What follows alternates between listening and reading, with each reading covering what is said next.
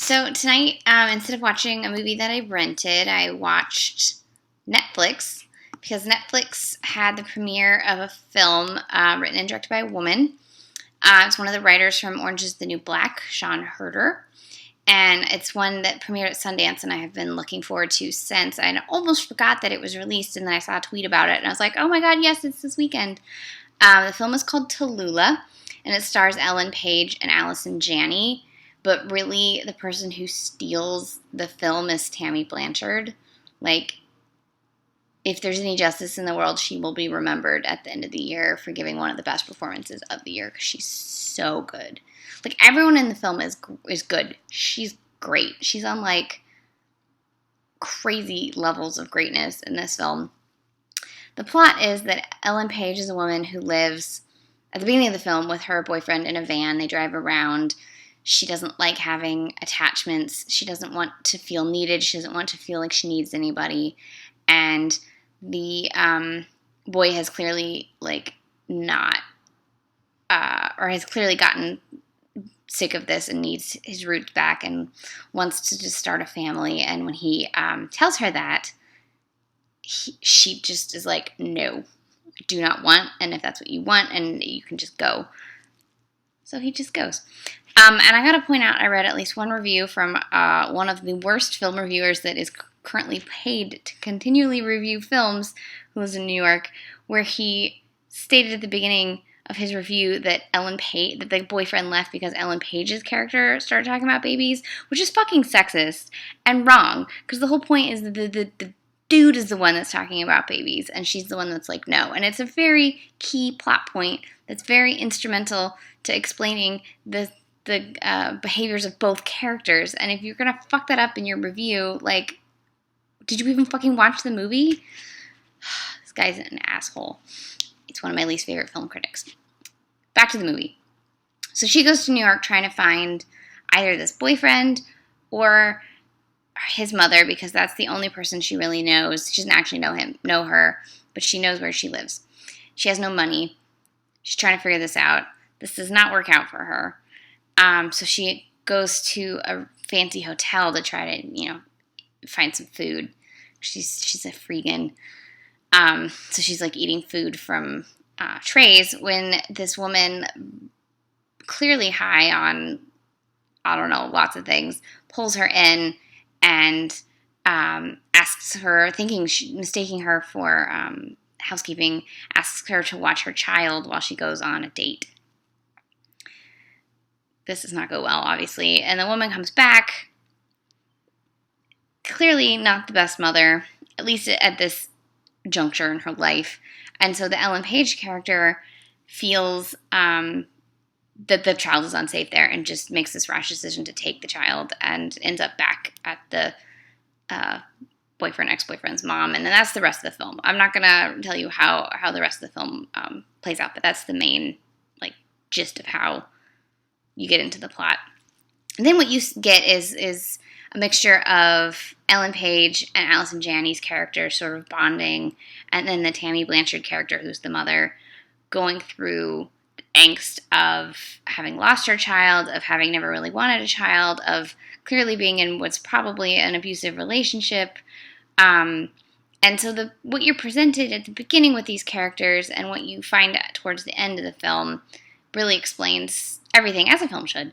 Really explains all of their sort of psychology behind the characters and why they behave the way they behave, and why it's just sort of tough to be one, a person, and they talk about that, but two, to be both a child and a mother of children, and that sort of cyclical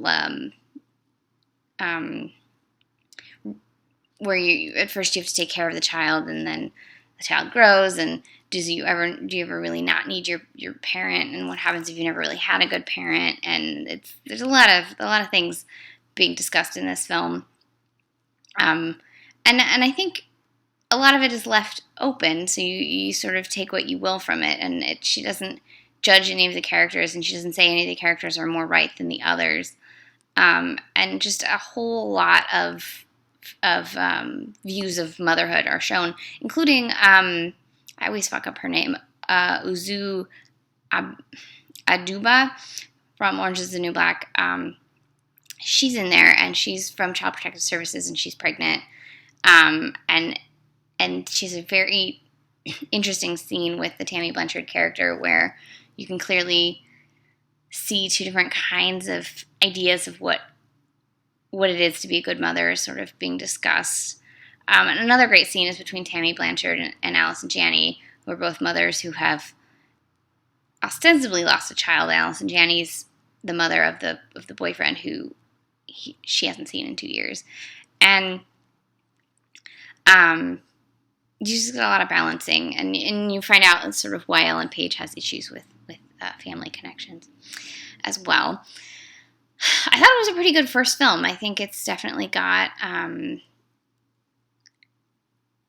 there's a lot. I think the tone jumps around a lot, and it's a bit of a mess in places, but I think there's more good than bad, and I think it shows a lot of promise for the coming films. If she's able to make another film, as we well know, lots of women don't make it to their second feature. Or there's like 10 years between their second feature, and hopefully that won't be the case. The only part of it that really I didn't care for was a scene with Allison Janney and her now ex-husband, and she drops the F-bomb, but I don't mean fuck, because I obviously don't mind saying fuck, but the denigrating term towards a gay person, using the word F, I don't want to say it out loud. You know the word I'm talking about. And I can kind of see how it would make sense with the character, but at the same time, it just really makes me upset in 2016 to think that there would be people that still would just say that word without, like, as an insult, basically. But I mean, I guess that's a hard truth. I don't know. It wasn't unpacked in any way that made it like a statement on the use of the word. It was more like they just used the word because they knew it was an insult and they wanted it to be an insult. That made me a little uncomfortable, I'm not going to lie. Other than that, though, the film felt very refreshing, and it felt kind of wonderful to be I would say 88% women.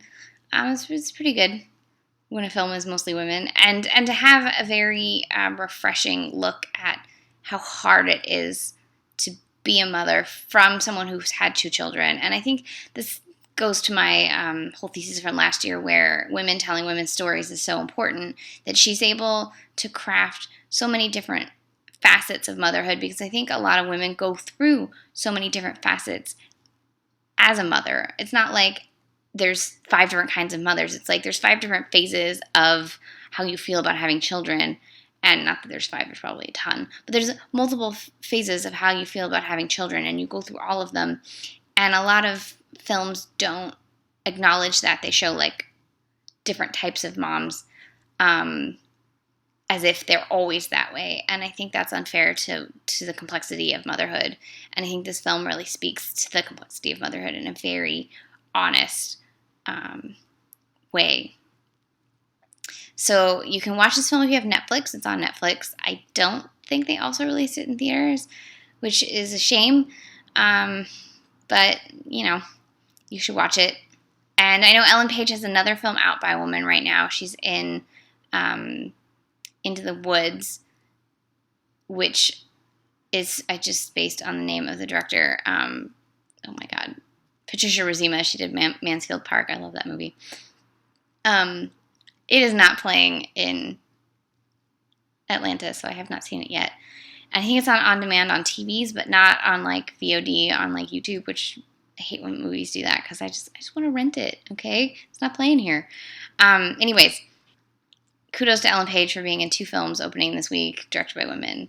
It's fantastic.